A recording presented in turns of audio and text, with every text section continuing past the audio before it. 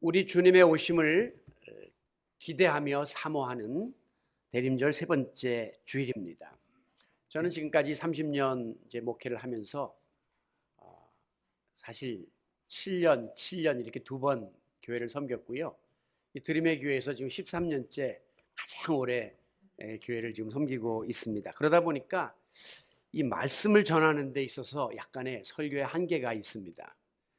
특히 성탄절, 부활절, 뭐 이런 추수감사절하는 절기 예배는 성경 본문이 빤하거든요. 나오는 것이 부활에 대한 사건, 그다음에 성탄에 대한 사건.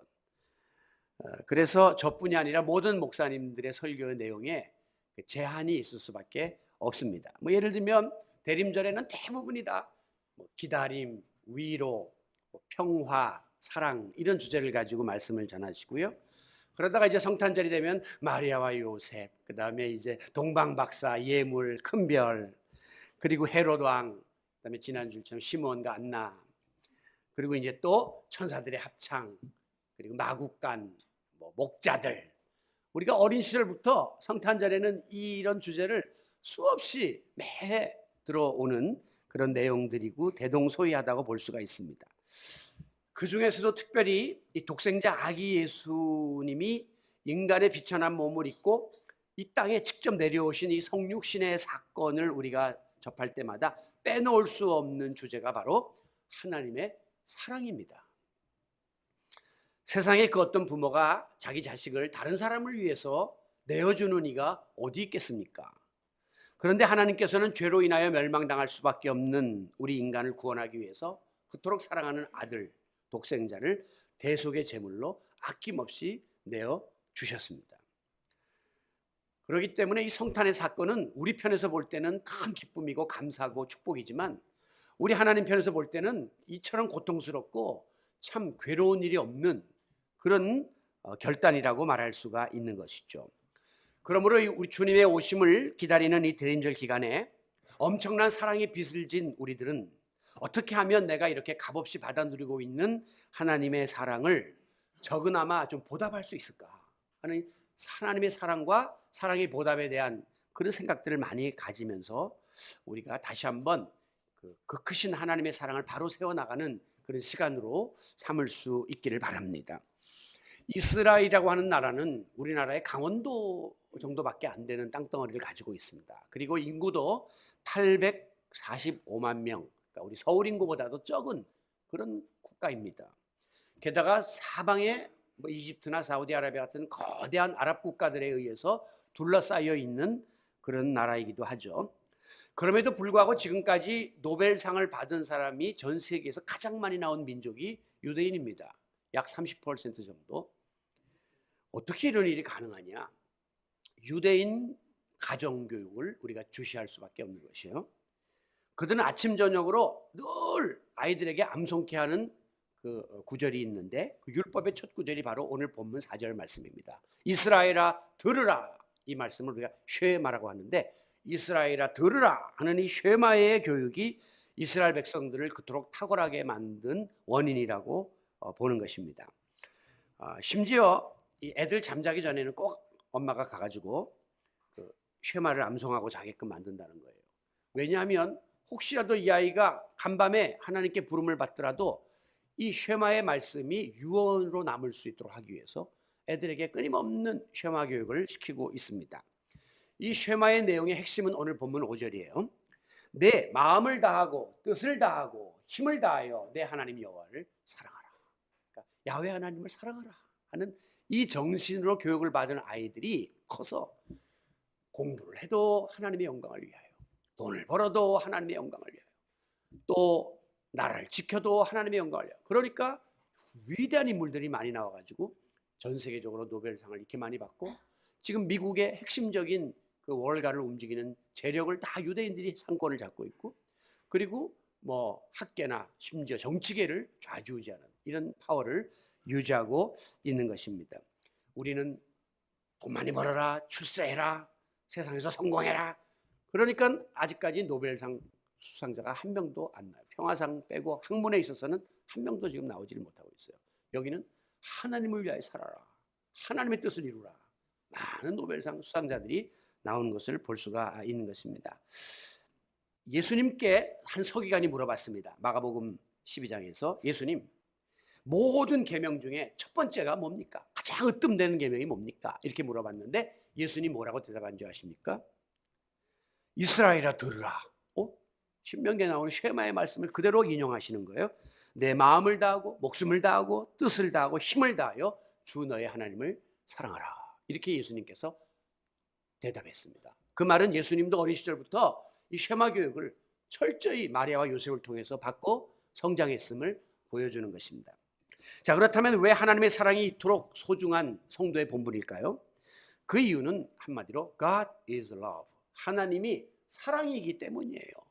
사랑이 하나님의 본성이고 하나님의 속성이기 때문에 하나님은 관심사가 온통 사랑밖에 없어요. 하나님은 건들면 사랑밖에 말씀하시고 나올 것이 없는 분이세요. 그래서 하나님은 그렇게 사랑에 집착하시고 사랑을 쏟아부을 수밖에 없었던 것입니다. 특별히 누구를 사랑하느냐? 당신의 형상대로 지은 인간, 우리를 너무 사랑하시는 거예요. 그래서 하나님께서 나중에 결국은 죽을 것 알면서도 독생자를 우리를 구원하기 위하여 내어주시기까지 한 것입니다. 이 같은 하나님의 사랑을 출애굽기 20장 5절에 보면 하나님이 스스로 말씀하시기를 나는 질투하는 하나님이다. jealousy. 질투하는 하나님이다. 이렇게 표현했습니다. 우리 하나님이 사랑하는 하나님, 인애가 많으신 하나님, 긍휼이 많으신 하나님, 자비로우신 하나님은 이해하지만 우리 하나님이 질투하고 미워하고 시기하는 하나님이다. 이거는 좀 이해가 안 되는 부정적인 표현이거든요. 그런데 이 말은 사랑의 역설적인 표현입니다. 여러분, 질투 왜 합니까? 너무 사랑하기 때문에 하는 거예요.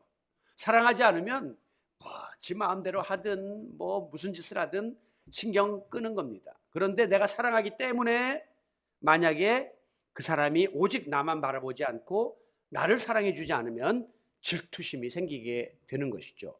우리 하나님은 이렇게 우리를 질투하기까지 사랑하신다. 이 말은 뭐냐면 우리가 우상 섬기거나 세상의 마음을 뺏기며 살면 하나님이 내가 너희들을 어떻게 지었고 어떻게 구원했는데 그럴 수가 있느냐라고 우리를 향해서 질투를 바라신다고 하는 거죠. 그렇습니다. 하나님이 우리를 얼마나 사랑했으면 단 하나뿐인 독생자를 세상에 보냈겠습니까?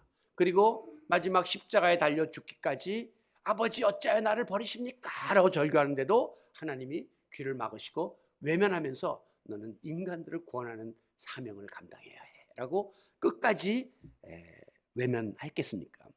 오늘 이와 같은 하나님의 사랑, 이 크신 사랑을 우리가 뭘로 표현할 수 있겠어요?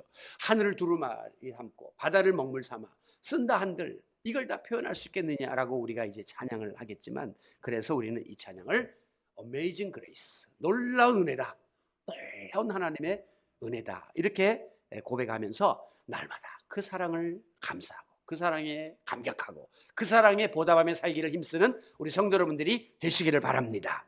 여러분, 그러면 우리가 어떻게 이 말할 수 없는 그 사랑을 힘입었는데 도대체 이 연약한 우리가 무엇으로 이 하나님의 사랑을 보답할 수 있을까요? 이게 우리에게 주어진 평생의 과제거든요. 그런데 이것을 오늘 쉐마는 딱 한 절에서 우리에게 말씀하기를 5절 너는 마음을 다하고 뜻을 다하고 그리고 힘을 다하여 하나님을 사랑하라 이렇게 말씀했습니다. 여러분, 사랑의 출발점은 마음에서부터 비롯되는 겁니다. 우리 마음에, 그래서 사랑을 하트를 여기다 그리잖아요. 딱 봤는데 마음에 사랑이 느껴지기 시작하는 거죠. 사랑이 와닿는 거예요. 그래서 이 마음을 다한다는 것은 그냥 형식적으로 거칠애로 이렇게 하는 것이 아니라 마음 중심 깊은 곳에서부터 우러나오는 진심으로 진정으로 사랑하라 이렇게 우리에게 말씀하고 있습니다. 두 번째는 뜻을 다하라. 사람이 마음이 움직이면 그 다음에 의지가 생기는 거예요. 그래서 그 뜻을 이제 행하게 되는데 내가 갖고 있는 모든 것을 다 동원해서 하나님을 사랑하라는 것이죠. 그리고 이제 힘을 다하라 하는 것인데 이것은 내가 갖고 있는 어떤 그 육체적이든 정신적이든 모든 능력을 다 동원해서 하나님을 사랑하라 이렇게 말씀한 것입니다. 그런데 앞서 소개한 예수님이 마가복음 12장에서 한 가지 더 포함했는데 우리 예수님은 목숨을 다하여 그렇게 했습니다. 목숨은 가장 고귀한 것이고 우리가 드릴 수 있는 최고의 것인데 그것까지도 하나님 앞에 다 들 생각을 하면서 생명까지 바쳐 사랑하라. 그렇게 가르치고 있는 것입니다.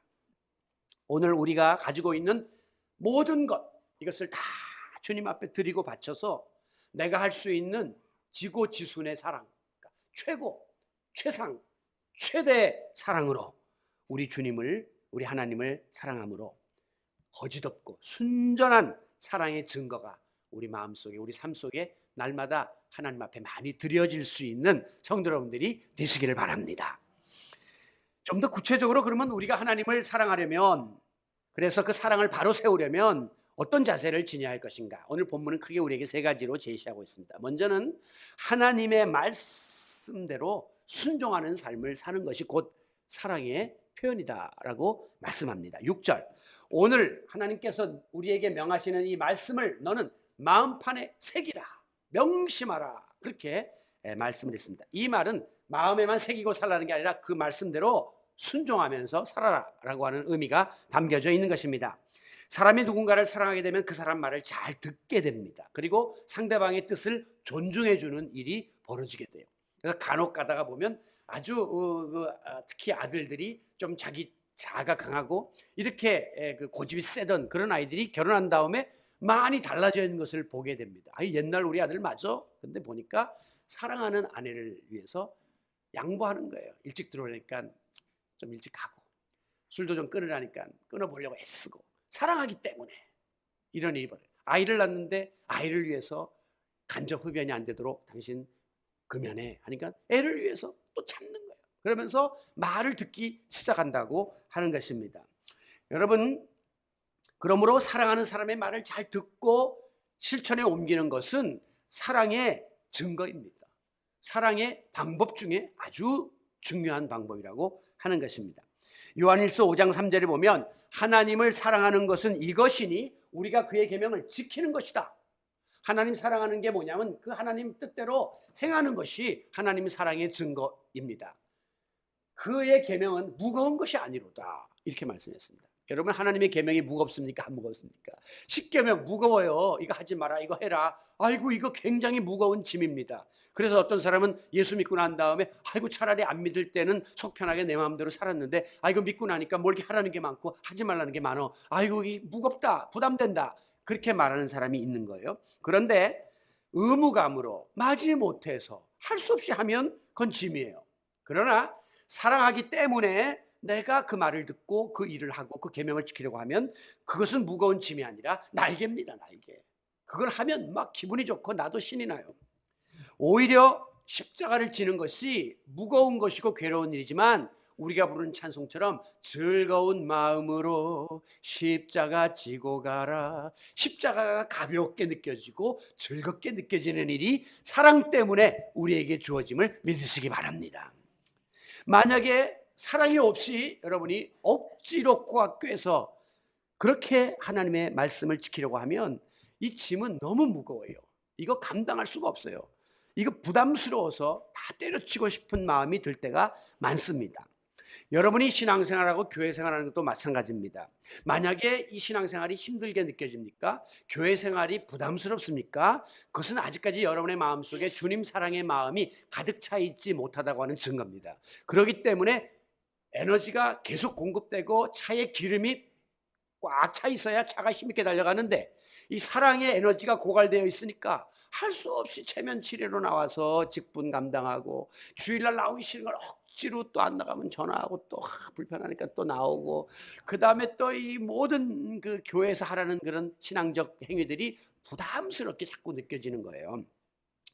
제가 그 가끔 텔레비전에서 그 동남아시아 사람들이 와서 극한 작업을 하는데 나중에 이제 아이들이 엄마랑 이렇게 오는 거 그거 보면 항상 울어요. 항상 울어요.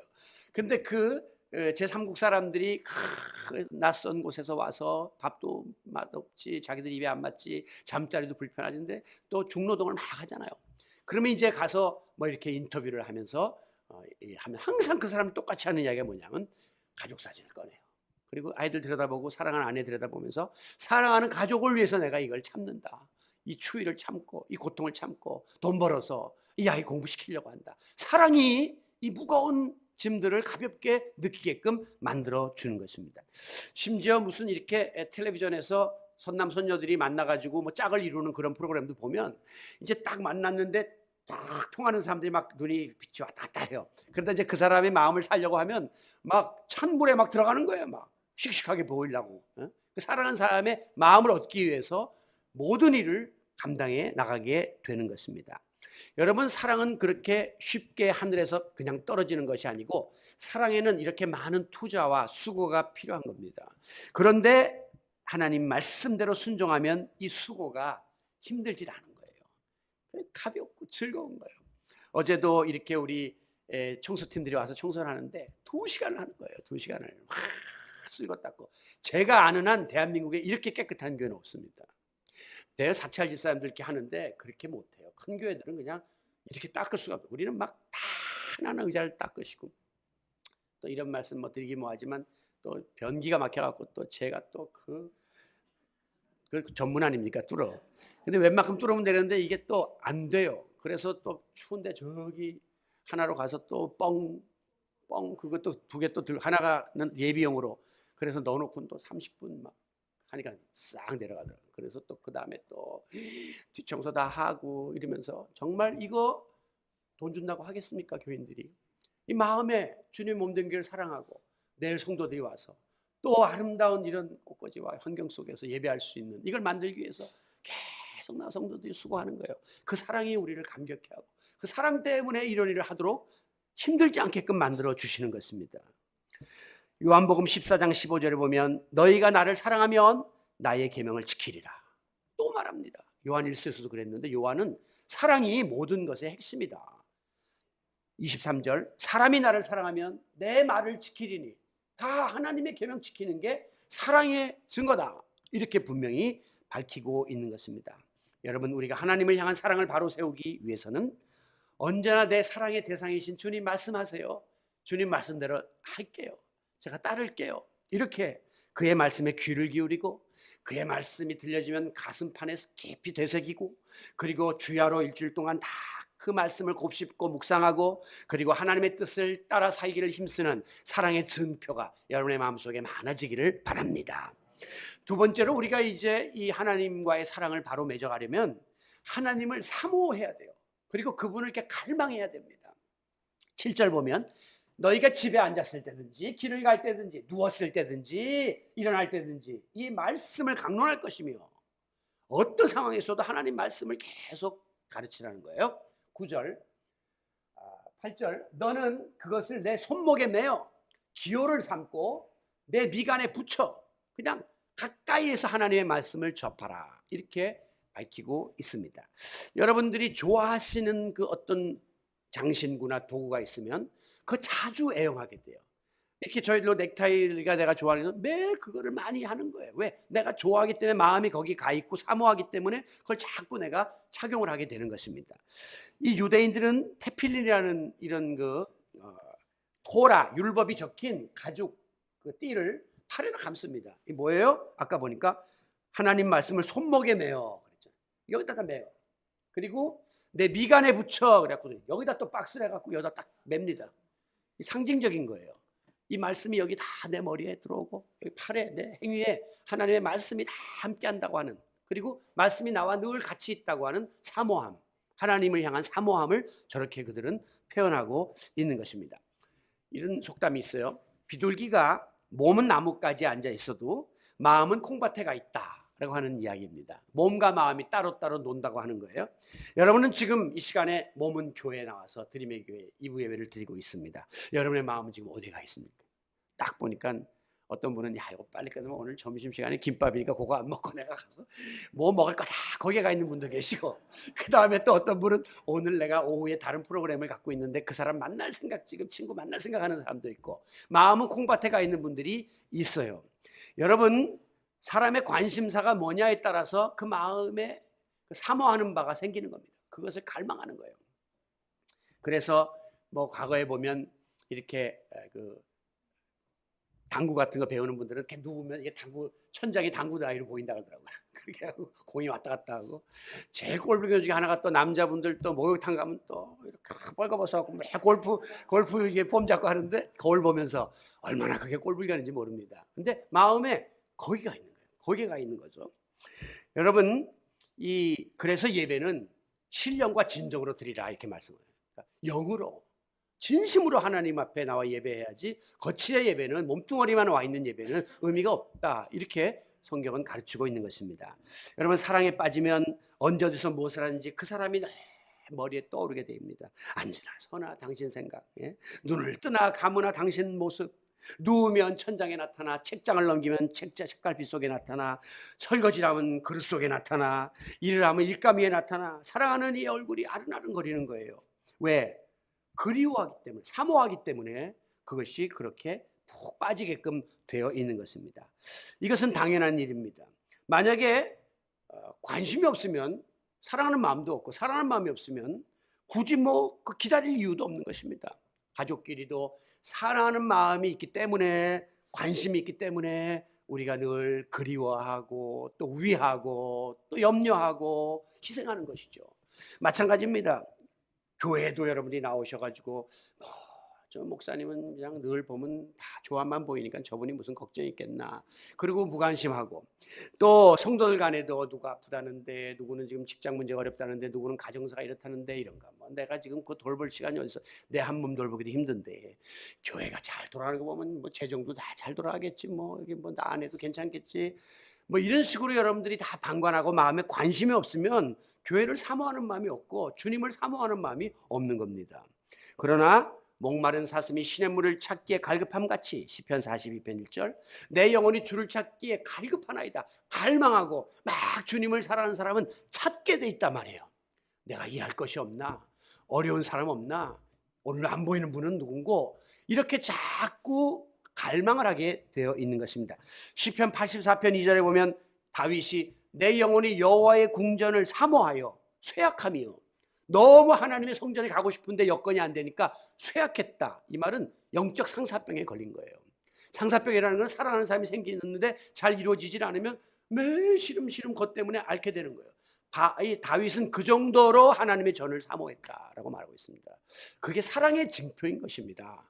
여러분 주일 예배를 사모하고 또 성도들과의 만남을 사모하고 우리 선교회 모임, 목장 모임을 사모하고 영적인 말씀 읽기를 사모하고 기도 모임을 사모하는 마음을 가져야 여러분이 하나님의 사랑에 보답하는 그 길이 되는 거예요.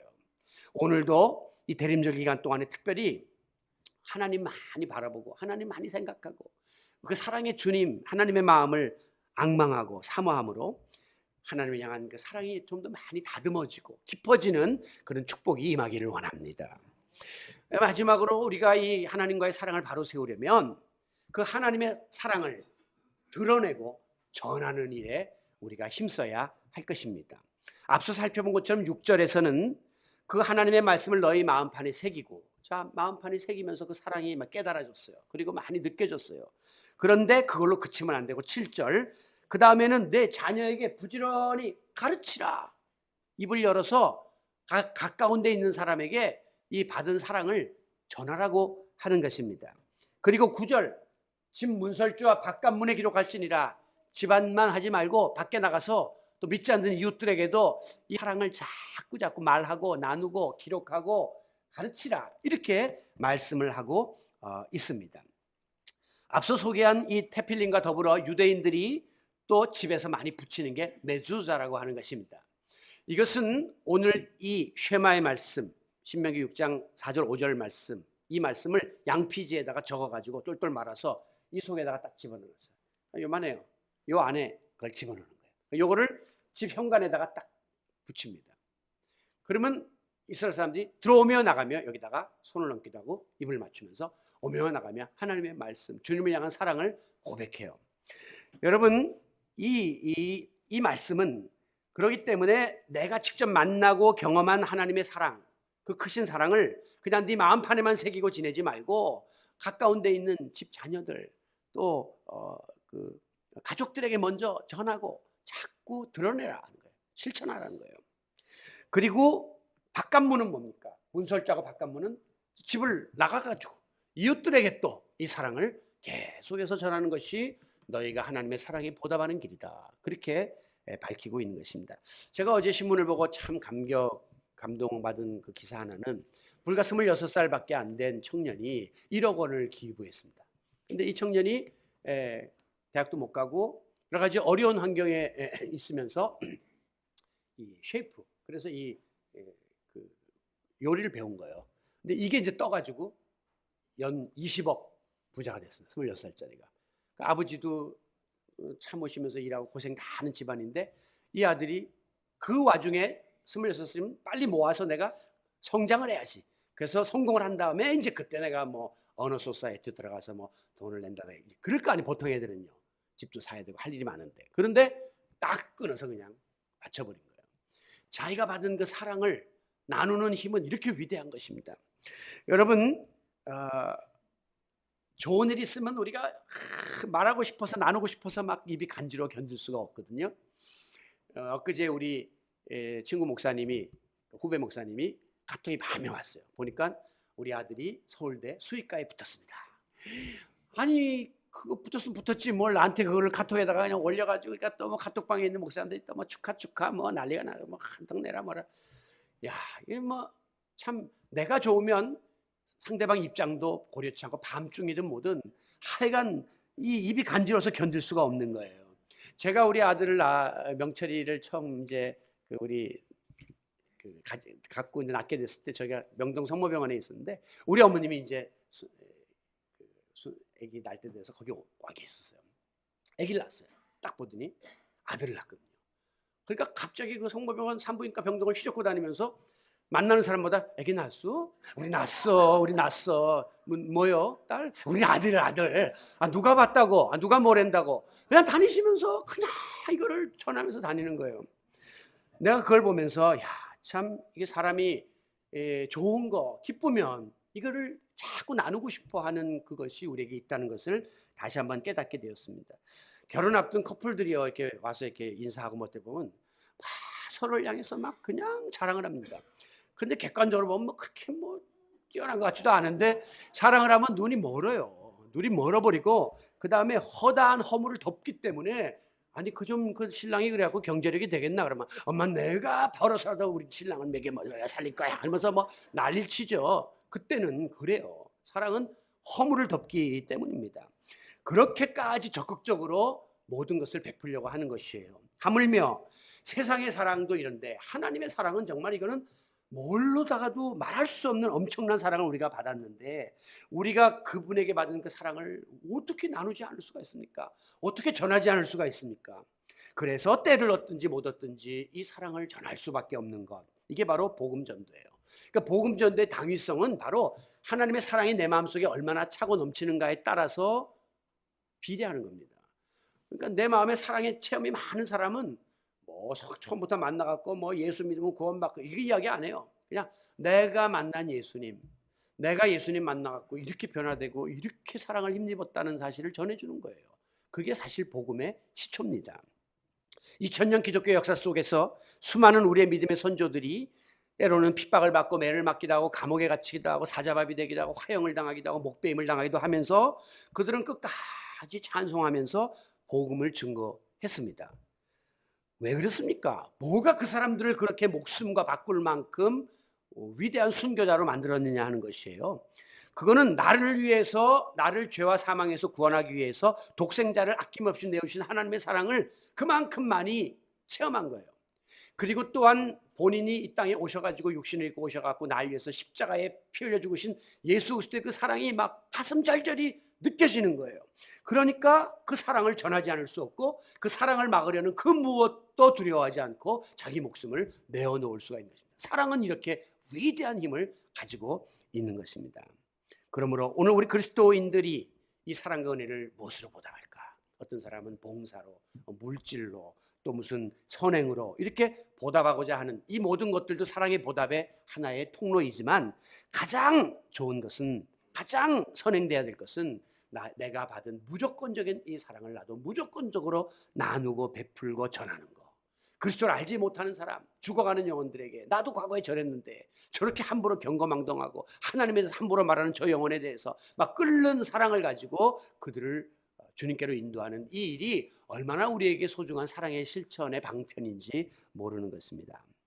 아무쪼록 언제 어디서 누구를 만나든지 또 때를 얻든지 못 얻든지 내가 하나님께 받은 그 사랑이 여러분 마음속에 사무쳐 있다면 하나님 모르는 불신 가족들, 이웃들, 친척들, 친구들 그들에게 꼭 함께 나누는 사랑의 증인으로서 살아가는, 그래서 주님 사랑이 여러분 마음속에 항상 차고 넘치는 그런 사랑의 전파자들이 되시기를 바랍니다. 말씀을 맺겠습니다.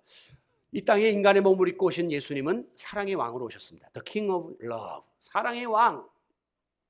예수님이 이 땅에 오신 것은 인간을 향하신 무조건적인 그 하나님의 아가페 사랑, 그리고 예수 그리스도의 그 희생의 사랑, 이것을 우리에게 깨닫게 해주신 역사적인 사건입니다. 이보다 더 큰 사랑은 없었어요. 이후로도 없을 것이에요. 그렇기 때문에 우리는 이 큰 사랑을 힘입어 하나님의 자녀가 되었기 때문에 늘 그 사랑에 감사하고 감격하고 또 그 사랑을 보답하는 삶을 살아가야 합니다. 이것을 위해서 오늘 우리가 4가지를 살펴보았어요. 하나님만이 나의 사랑의 대상입니다. 늘 주님을 내 마음속에 모시고 사랑을 고백하십시오. 그리고 그 하나님을 사모하고 갈망하고 찾으십시오.